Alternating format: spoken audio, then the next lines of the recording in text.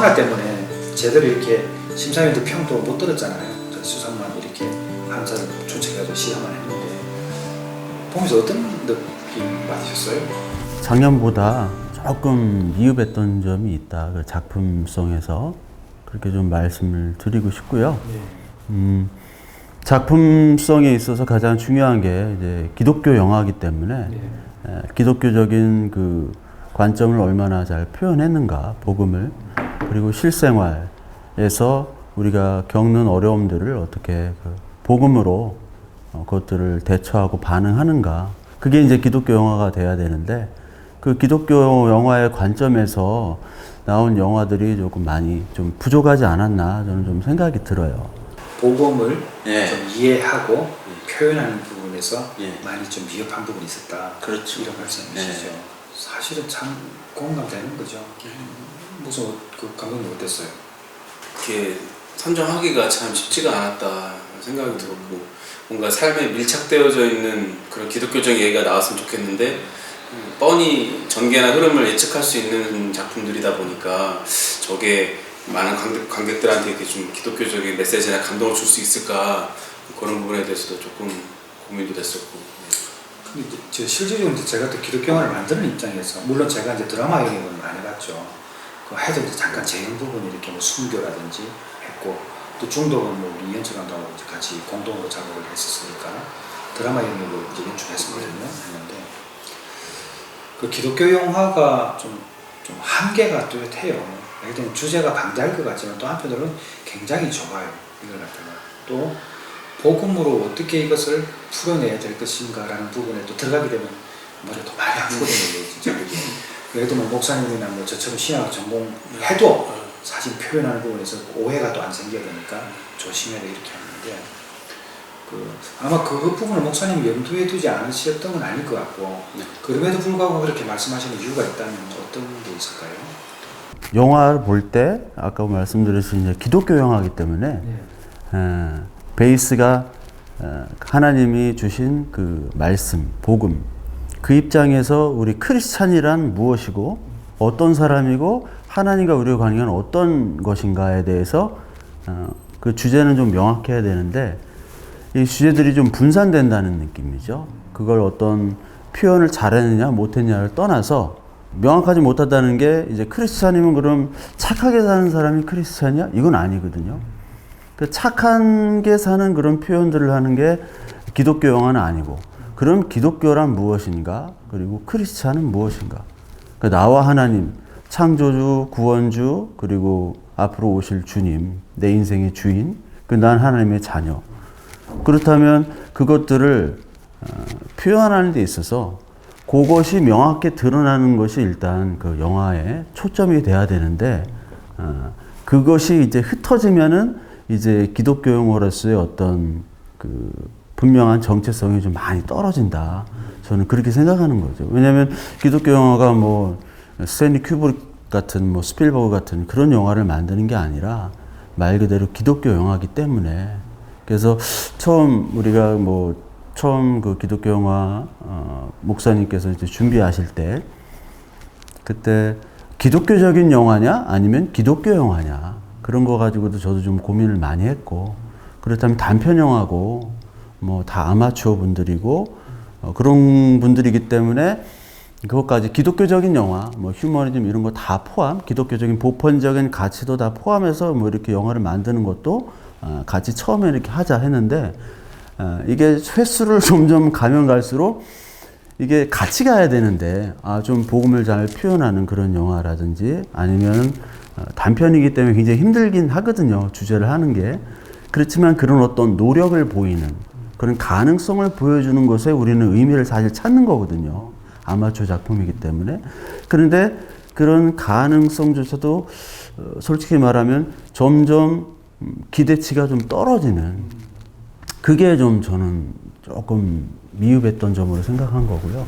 이게 뭐 점점 발달하는 것보다 좀 낮아질 수도 있지만, 그것들을 표현할 수 있는 극히 소수의 작가와 감독이라도 나오는 게 우리가 바라는 건데 거기서 기대하는 건데 기대치가 크진 않거든요. 사실은 기대치가 크진 않은데 그 한 명 그 옥석을 한 명 발굴하는 그 진흙 속에 진주를 발굴하는 그런 느낌으로 우리는 하는 건데 점점 그게 좀 사라진다는 것에 조금 제가 좀 안타깝다. 그러니까 본질적인 이 개념 자체가 조금 틀어지면 각도가 요만큼 틀어지면 많이 벌어지잖아요. 시간이 갈수록. 예, 그렇듯이 그거 자체를 이렇게 세워주는 것부터 우리 기독교 영화가 다시 시작해야 되지 않는가. 그런 느낌을 많이 받았어요. 공감하는 부분이 있고요. 그래도 또 이제 제가 이제 우리 후배들 입장에서 잠깐 또 한번 변호를 하자면 사실 기독교 소재가 진부하다라는 이야기를 많이 들어요. 근데 왜 진부한가? 그 실제로 이제 헐리우드에서 만들어진 영화도 제가 이제 그쪽에 있는 분들하고 대화를 나누다 보면 그 상당수의 이야기를 어디서 가져오냐면 바이블 성경에서 가져온대요. 거기서 좀 확장하고 또 이렇게 좀 다듬어서 스토리를 많이 나온다고 하더라고요. 그래서 심지어 어떤 분들은 헐리우드에서 만드는 모든 스토리들은 그 출발은 성경이다 이렇게 말할 정도로 그 한 권의 책에서 그런 일들이 지금 일어나고 있는 것이죠. 우리 감독들의 그 입장을 좀 대변하면 이 자체가 너무 열악하다. 이제 왜냐하면 좋은 생각을 가지도 구현할 수 있는 이 뭐 환경 자체가 너무 안 되다 보니까 너무 협소하다 보니까 결국 자꾸 움츠러들고 그런데도 하고 싶어. 그러다 보니까 그 소위 이제 벽이 완전히 딱 닫혀 있는데 구멍 하나 열고 호흡하는 것처럼 그 애틋한 마음들이 이제 이렇게 표현되지 않을까라는 생각을 해요. 그건 제가 이제 변호하는 입장에서 이제 그런 부분이 있는데 이제 목사님 말씀을 이제 들어보면은 그렇다고 언제까지 지금 이렇게 하는 마음도 아마 있는 것 같고 우리가 지금 오해니까 그죠? 어쩌면은 그런 분들이 이제 좀 더 알을 깨는 일들이 일어나면 좋겠는데 또 한 가지가 뭐냐면 그 충무로라는 환경 자체가 기독교에 대한 부분이 관대한 건 아니다. 인정하십니까, 목사님? 예, 당연하죠. 예, 그거 왜 그런가요? 원래 예술은 다 반기독교적이거든요. 원래 예술은 정말 중요하잖아요. 원래 예술은 다 반기독교적이기 때문에 원래 프란시스 셰퍼라는 분이 Whatever Happened to Human Race라는 그런 영화를 만드셨어요. 그 프란시스 셰퍼가 그 영화 자기가 이제 기독교 변증가면서 자기 아들이 영화 감독이니까 동성애 뭐 그런 그 낙태 이런 문제들에 대해서 그리고 사회 문제들에 대해서 영화를 만드셨는데 왜 만드셨냐면 그 일반 대중 예술에서 기독교적인 표현을 할 수가 없기 때문에 왜냐하면 그 상업성과는 전혀 관계가 없는 기독교적인 복음을 하면 상업성과는 전혀 동떨어진 그런 개념이 나올 수밖에 없고요. 아무리 연출을 잘한다 하더라도 뭐 리들리 스코트 같은 사람이 한다고 하더라도 리들리 스코트가 뭐 이집트 그것도 출애굽을 했죠. 그거 뭐 완전 사실 성경적으로 보면 그 완전 개판인데 예. 근데 리들리 스코트의 이름을 봤을 때도 그냥 상업 영화 쪽으로 봤을 때도 최악의 작품이에요. 그 작품은. 내가 알던 리들리 스코트는 아닌데. 그러니까 성경적으로 만들면 오히려 그 옛날에 그 영화 뭐 배너나 그런 것들이 훨씬 더 성경적이에요. 오히려 보면. 예. 그러니까 점점 더 이 안티크리스찬 되는 그 마지막 곳이 문학, 예술, 미술이에요. 그쪽으로는 전혀 표현이 안 돼요. 음악은 오히려 기독교적인 것들을 많이 표현했지만 그쪽은 전혀 그 우리 그 기독교와 보수 기독교, 우리 정통 기독교, 복음을 얘기하는 건 아니고 다 자유주의식이죠. 그러니까 아까 목사님께서 말씀하셨지만 그 바이블에 있는 모든 내용들이 다 헐리우드의 주제입니다. 예. 그리고 거기에 이제 동양의 사상들 그리고 여러 가지 사상들을 붙여서 이야기를 한 것들이 다 아바타 같은 것들도 마찬가지잖아요. 예, 다 모든 것들이 그렇기 때문에 그거를 왜곡돼서 표현하는 거지. 소스는 바이블이지만 전혀 다른 복음과 다른 기독교로 만들어져야지 이게 흥행이 되는 거죠. 사실은 어쩔 수가 없습니다. 이거. 근데 이제 실제로 보니까 제가 이제 잊혀진다는 영화 할 때 우리 조감독님들이 다 뭐 제가 어느 학교라고 말씀 못 드리고 그래도 이제 영상 하면 영화 하면 대표적인 학교 출신인데 이 이력서에 기독교 영화를 이렇게 써서 넣으니까 어떻게 이런 기독교 영화를 했어? 이런 이야기를 했더래요. 근데 그 굉장히 제가 그 말을 듣는데 마음이 많이 어렵더라고요. 왜냐하면 충무로 내에서도 기독교 감독님들 분명히 계신데 이런 것들을 보니까 못지 않구나 이런 생각 가졌거든요. 지금 근데 목사님 말씀 들어보니까 당연하다는 이제 이야기잖아요. 그죠? 아니 이장호 감독님이나 뭐 유연목 감독, 오발탄의 유연목 감독님이 그 사람의 아들이나 이런 영화를 하셨거든요. 근데 워낙 거장이시니까 그런 분들이 기독교 영화를 했을 때는 거기에 참여하는 거는 인정이 되지만 원래 이제 19세기 이후로는 종교와 이 학문이 전문화되다 보니까 이 신학이라는 거는 인정받지 못하는 학문이거든요. 신학 자체를 학위로 인정을 안 해요. 근데 외국에서는 인정하는 게 신학을 자유주의 신학을 하기 때문에 철학과 여러 가지를 하기 때문에 근데 국내에는 더 인정하는 분위기가 아니죠. 거기다가 이제 기독교 영화라는 것 자체가 일반 사람들, 특히 이제 대중예술을 하는 사람들에게 있어서는 기독교적인, 특히 한국에서는 대접받지 못해요. 오히려 더. 좋은 예를 말씀하셨는데, 뭐 낮은 데로 임하소서라든지 주무풍구서를 향하여 뭐 다양한 어떤 기독교 영화들이 과거 충무로에서 만들어졌잖아요. 네. 또 흥행도 이루었어요. 네, 그렇죠. 그리고 그때는 뭐 특별히 기독교 영화나 풀류 자체도 없었어요. 그냥 뭐 그당들이 하니까 그냥 하나의 주제의 한 영역에서 그냥 다루어졌으니까. 근데 이게 어느 순간에 이제 이게 지금 이렇게 됐거든요. 그럼 그렇게 되는 가장 큰 차이가 거장이 다뤘나 안 다뤘나 이 차이인가요?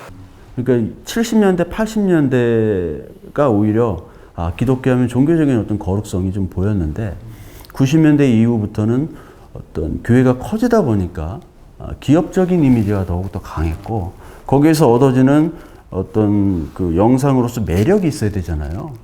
뭐 다큐멘터리면 다큐멘터리, SF면 SF. 근데 기독교적인 그런 거를 다루면 보편적인 우리가 느끼는 사랑과 거룩과 헌신 그런 이미지가 들어가야 되는데 그런 이미지가 이제 사라졌기 때문에 거기서 영상을 표현해 가지고 사람들에게 매력으로 다가올 수 있는 작품을 하기란 점점 더 쉬워지지 않죠. 지금은 아예 그냥 분리가 돼 버렸죠. 네. 실제로 충무 쪽에서 이제 이렇게 어쨌든 스텝으로 참여해서 일을 해봤잖아요. 네. 뭐 기독교적인 어떤 가치관과 충돌되는 일들에 대해 고독한 발언을 하네요. 글쎄 저는 이제 좀 제가 기억나는 이미지들은 일단 고사를 지낸다는 거. 그러니까 그 감독님이나 헤드 스태프들이 크리스찬이시더라 할지라도 영화계 문화가 돼지머리를 넣고 거기에 입에 돈봉투를 끼면서 무사고하기를 영화가 흥행되어겠지기를 그냥 그 축원을 읽고 기도하는 그 자리에서 그냥 이렇게 두 손을 모으고 저도 기도를 하는데 이 큰 틀의 문화가 이러니까 참 어렵겠구나. 원치 않더라도 이것을 이게 영화계 관행이고 문화라면 그걸 내가 뒤집을 수 있는 어떤 권력이나 권한이 있는 게 아니라면 이걸 따라가야 되는데 이미 시작 전서부터 그렇게 들어갔을 때 우리가 받을 수 있는 어떤 영적인 영향이라는 것들이 있잖아요. 그래서 그런 것들이 좀 바꿔야 되지 않을까. 저희가 기독교적인 영화를 한다면 이런 것들이 좀 바뀌어나가고 해야 될 텐데 라는 생각도 들었고 말씀하신 것처럼 어떤 신앙적인 것들이 과연 흥행될 수 있겠는가 이런 주제를 다룬 시나리오들이 그러니까 이미 투자 단계에서 걸러지는 경우도 많을 것이고 그러다 보니까 이제 개인 자본이나 개인의 힘으로 영화를 만드셔야 되는데 많이 어렵잖아요. 그러다 보니까 그래서 좀 선순환이 이루어졌으면 좋겠다는 생각이 듭니다. 그래서 제가 이제 왜 이 질문을 아까 드리고 했냐면 결국 이런 환경이죠. 그러니까 영화를 이제 체계적으로 해오았던 이제 청소년기, 청년기를 거치면서 일단 뭐 어쨌든 중학교, 고등학교를 거치면서 영화에 관심을 가지면 나중에 결국은 뭐 대학 가서 그걸 배우잖아요. 이제 이렇게 체계적으로 배워왔기 때문에 그게 또 중요하고 이제 그렇게 배우면서 궁극적으로 본업이 될 수 있는 그 시장 자체가 기독교에 대해서 특별히 이렇게 관대한 어떤 그런 상황들이 아니니까 기독교 영화를 안 하는 거죠. 그 소위 좀 우리가 기대하는 그 수준을 갖다가 끌고 갈 수 있는 그런 인력들이라고 하면은 기독교 영화에 순수 복음이 담겨 있는 이런 거 하기가 쉽지 않은 상황이다. 네. 그리고 설사 또 그런 생각을 하게 되면 또 어떤 나름대로 어떤 그 시대적인 것에 대해서 교회에 대해서 좀 약간 이렇게 좀 안티적인 성향으로 좀 왜곡되게 나타나는. 그렇다 저는 그분들의 신앙이 뭐 아주 잘못되고 뭐 이렇게까지 보고 싶은 게 아니라 그 어떤 흐름이 있잖아요. 네. 이런 것들. 예를 들면 전도사가 나가면 이상하게 머리 모양도 희한해지고 막 그런 거 있잖아요. 그리고 또 왜 이상한 사람들로 만들었나요? 네. 근데 그게 또 영화적으로 보게 되면은 네. 그것으로 상징되는 어떤 표현하고 싶은 거지 따지고 보면은. 관객들한테 그런 종교의 이미지에 그렇지. 익숙해졌어요. 그렇지. 상호명가 많이 다르다고. 그런 거지. 난 지금도 기억나는 게 그 뭐죠? 그 이영애라는 배우가 나왔던 너나 잘하세요? 네. 그 제목이 친절한 금자씨. 그게 뭐 전도사 한 명. 네. 그건 나쁘지 않아요. 혹시 잘못하니까. 단발머리 전도사님. 네네. 그래서 네. 저 그게 잊혀지질 않는 거예요. 왜 전도사가 이상하게 머리 모양 이렇게 해서 제 같으면 도저히 그런 머리 헤어스타일을 못하게 할 거란 말이에요. 근데 그게 주는 일단 이미지가 있거든요. 혹시 편집하실 때 그 얼굴 하나 가지고 올려주시면. 그래서 이제 뭐 정리하면 그러한 일종의 준비된 인력들이 기독교 영화를 만드는 것은 모험이다. 이렇게 보는 거죠. 그렇죠. 이제 그래서 어쩌면 여기 출품하고 있는 분들은 어떤 영화를 전공했던 사람들은 굉장히 소수예요. 우리 다 알잖아요. 그러니까 출품한 우리 이제 이력을 보게 되면 대부분이 교회 청년들. 네. 예. 때로는 영화에 뜻한 마음을 가지고 있는데 그 선교적인 열정을 가지고 영화에 좀 처음으로 이제 이렇게 뛰어드는 이제 그런 분들이 80% 10명 중에 8명이거든요. 이제 그러다 보니까 우리가 처음부터 이렇게 될 만한 싹을 이렇게 수확하는 건 어렵다. 그러니까 여기서 이제 의지가 필요하지. 이제 이런 분들이 이 과정이다. 예를 들면 뭐 제가 뭐 내세울 건 없어도 저도 영화를 전공 안 했지만 이렇게 가져오는 세월 동안에 작품들이 좀 더 좀 나아지고 있다는 것을 제 스스로 좀 느꼈던 것처럼 그 과정을 우리 영화제가 좀 발판이 되어주는 게 아닌가. 그렇죠. 이렇게 예. 봅니다. 어떠세요? 100% 동의하죠. 기대보다도 그 사람들을 이제 제대로 된 영화인들을 발굴하는 그런 어떤 과정에 있는 영화제거든요. 그런 데 의미를 갖는 거지, 우리가 뭐 영화제를 가지고 어떠한 뭐 거기서 상업영화제처럼 그렇게 하는 건 아니기 때문에 반드시 그래야 되는 거고, 그런 한 명이 그 한 명을 위해서 사실 일하는 걸 수도 있어요. 그 한 명이 또 큰 일을 할 수 있기 때문에.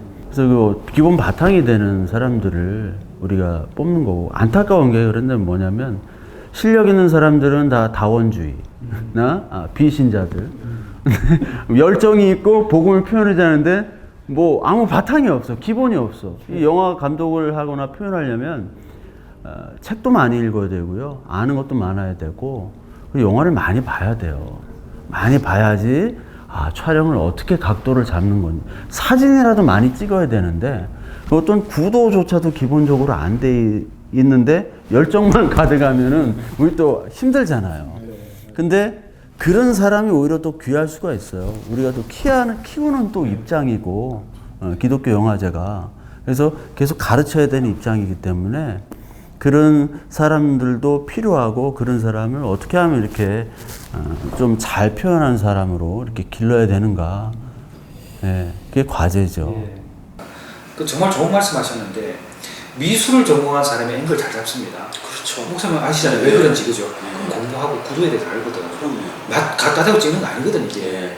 한 프레임 자체가 메시지잖아요, 이 자체가. 그래서 이런 것들도 그냥 찍어서 되지 않는다고. 그 연출도 마찬가지잖아요. 그 감독이 한 프레임 갖다 한 컷 이것들이 모여서 이제 시퀀스가 되는데, 이게 그냥 찍어서 되냐는 거죠, 이게. 그래서 우리 영화제에 출품하는 분들도 마찬가지 같아요. 이걸 그냥 단순히 교회 영상처럼 찍는 것은 이해는 되지만 언제까지 이게 이해되겠냐는 거죠, 이게. 예. 그렇죠. 예. 흉내를 내더라도 이제는 네. 목사님 말씀처럼 좀 많이 보고 그 프레임을 또 이렇게 따라가면서 자기 것이 나오지 않겠어요? 참 이런 말 하기가 좀 쉽지 않은데, 우리가 좀 걸러내는 작품들 보게 되면 너무 착한 영화들이 있어요. 말이 착한 거지. 그냥 교회에 털면은 그냥 좀 안타깝지. 그러니까 그래서 최소한 우리가 심사를 볼 때에 고민했구라는 흔적이라도 좀 느낄 수 있는 작품이 나오면 좋겠다. 뭐 다 두 분 다 심사 보셨지만 우리 권호정 배우님도 심사위원장 이렇게 보셨잖아요. 그래서 안타까워하셨던 게 이제 뭐냐면은 좀 괜찮다 싶으면 기독교에 그 부정적이고 네. 좀 낫다 싶으면 이거 상을 주게 되면 그래서 올해 대상이 없던 거 아니에요. 솔직히 말씀드리면 이게 저는 이제 좋았다고 하면은 아무래도 제가 이제 공동위원장으로 있다 보니까 그래도 이렇게 하려고 하는 의지들이 보여서 좋았다. 좋았고 너무나 그 짧고 또 때로는 앵글도 흔들리고 굉장히 비전문적으로 했는데 어떤 작품은 마음이 울컥 움직이더라고요 이게. 근데 이런 작품이 그래도 해마다 한두 작품씩은 있다는 것 자체가 너무 고마웠어요. 근데 아쉬움이 있다면 제가 우리 김영민 목사와 똑같은 입장인데 작년보다 좀 이게 퇴보했다는 느낌이 좀 들었어요 제가. 그 점이 이제 가장 좀 아쉬웠어요. 근데 참 영화라는 게 해가 거듭할수록 좋아지는 게 아니더라고요. 어떤 해는 정말 힘든 해가 있더라고요. 그 해가 오래가 아니었나. 좀 이런 이제 좀 아쉬움이 좀 있어요. 어때요? 누가? 제가 말씀드려야 될 것 같아요. 저 좋은 점을 말씀을 드리면 그래도 근데 영상을 전공하신 분들도 계셨어요. 그러니까 막 열심히 충무로 영화를 만들어서 이제 영화계를 막 진입을 하시려는 그런 마음들이 되게 많이 있을 텐데도 뭔가 하나님 앞에서 이제 기도하는 청년으로서 기도하시면서 내가 가지고 있는 이 손의 기술을 가지고 주님께 영광을 돌려야 되겠다라는 마음을 먹고 어렵겠지만 영화를 만들어내는 모습들은 너무 귀한 것 같아요. 왜냐하면 그런 분들이 드무니까요, 사실은.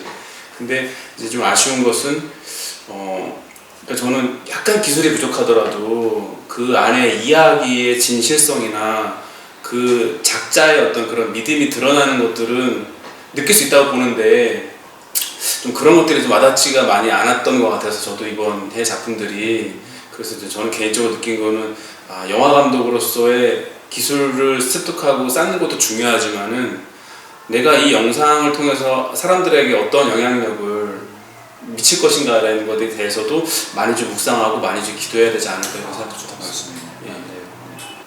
무슨 말이죠? 좋은 점을 마지막으로 얘기하겠죠. 나쁜 점은 마지막은 좋게 끝내야 되니까. 조금 아쉬웠던 점은 과연 뭘 표현하고 싶은가. 저도 이제 설교를 하지만 설교가 제가 1시간이 넘어요 다. 그렇다면 그 안에 핵심 메시지가 뭔가를 알려줘야 되는 거거든요. 그러니까 단편 영화는 굉장히 힘들잖아요. 핵심 메시지를 짧게 표현해야 되니까. 그래도 무언가를 표현하는 것, 그게 대부분의 작품에서 좀 부족했다. 이게 좀 아쉬웠고, 그 상을 받지 못한 작품 중에는 영상미가 뛰어난 게 있더라고요, 많이. 예, 참 좋았는데 전혀 기독교와는 메시지가 안 맞으니까. 그래도 앞으로 가능성은 그분들이 또 하나님이 복음을 주셔서 그 영상미가 뛰어난 사람이나 또 잘 못하지만 더 복음을 아는 사람은 뭐 기술적이나 그런 테크닉을 이길 수도 있고 그런 게 갖추어진 사람은 하나님을 또 알게 될 수도 있고 그러니까 출품하다 보면 뭐 그럴 수도 있잖아요. 우리 감독님께서도 그 주연했던 그분이 크리스찬이 되셨다고 하는 것처럼 예, 그런 가능성도 있고 또 하나는 그 코로나 시대에 이제 코로나 시대 때는 어떤 사람이 모이기 힘들기 때문에 우리가 이렇게 저 같은 목사들이 가지고 있는 그 종교적인 어떤 영향력이 떨어지게 되어 있습니다. 점점점. 그에 반해 일반 성도님들이 하실 수 있는 어떤 뭐 비디오나 뭐 여러 가지 그런 전도의 도구들이 더 많이 활성화될 수 있는 또 계기로 다음 영화제 때 우리가 기대를 하는 거죠. 더 좋은 작품들, 더 이제 복음의 메시지가 무엇인지 그걸 알고 표현할 수 있는 사람 그런 분들이 참여해서 같이 그것들을 나눌 수 있는 그리고 목사님께 그 감독님께서 얘기하셨던 것처럼 그것들을 통해서 많은 사람들, 믿는 사람들이나 특히 믿는 사람들에게 먼저 다가와야겠죠. 그 영향을 끼칠 수 있는 그런 작품들이 또 더 나오지 않을까 그런 기대가 더 되는 거죠.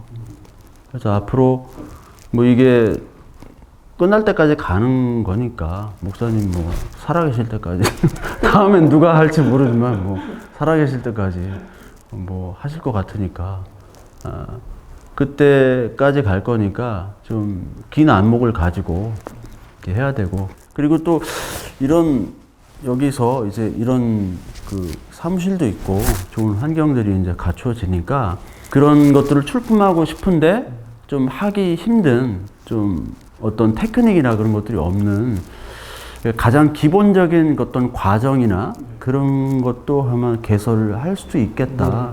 하면 좋겠다. 그걸 하면서도 또 어떤 사람은 좀 괜찮은데 아까 얘기했듯이 복음이 없어. 그러면 어떤 기독교적인 그런 메시지나 그런 것들을 전도할 수도 있는 거고요. 예. 지금 그걸 하려고 하는 사람 되게 많거든요. 그 영화 감독이나 촬영이나 그런 데 관심은 있는데 기본적인 어떤 과정도 돈이 많이 들고 근데 이런 아주 기본적인 과정만 어떤 이수할 수 있는 그런 어떤 과정도 좀 간혹가다 열어도 좋겠다 그런 생각이 드네요. 코로나 상황이 좀 나아졌다면 우리가 올해도 좀 아주 재미있게 했을 텐데 내년에는 어쨌든 좀 이런 시상식 외적인 함께 교제하고 교류할 수 있는 그런 장르들이 좀 더 갖춰주면 좋겠다. 네, 우리 오늘 김동희 목사님 너무 감사합니다. 네, 감사드립니다. 네, 앞으로 우리 목사님하고 가끔 좀 이제 오늘 뭐 무작정 인터뷰가 됐는데 너무 좋은 말씀 해주셨습니다. 당황하셨지만 잘해주신 것 같습니다. 원래 제가 영화 만들 때 인터뷰 용지 안 주잖아요. 그냥 속에 든 거 듣고 싶어가지고 그러니까 오늘도 김동희 목사님 속에 든 거 잠시 맛봤습니다. 앞으로 잘 부탁드립니다. 감사합니다. 감사합니다. 네.